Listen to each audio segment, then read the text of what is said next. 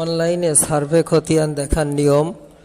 প্রথমে আপনি Chrome browser থেকে ল্যান্ড GOVBD দিয়ে সার্চ দেবেন। সার্চ দেওয়ার পর আপনি ভূমি তথ্য বাতায়নে প্রবেশ করবেন। এরপরে দ্বিতীয় সারিতে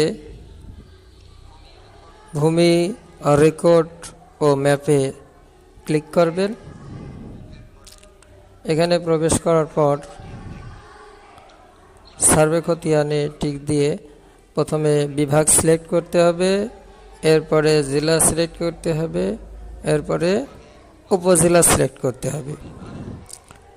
এরপরে চলমান যে খতিয়ান RS খতিয়ানে ক্লিক করতে হবে। এরপরে মৌজা সিলেক্ট করতে হবে। মৌজা আপনি কোন মৌজায় দেখতে চান সেইটার উপরে টাচ করবেন। মৌজা সিলেক্ট করার পরে আপনি খতিয়ান নাম্বার দিয়ে দেখতে পারেন, অথবা পুরো তালিকাটা আপনি যাচাই করে যেই নামটা সিলেক্ট করতে চান সেই নামের উপর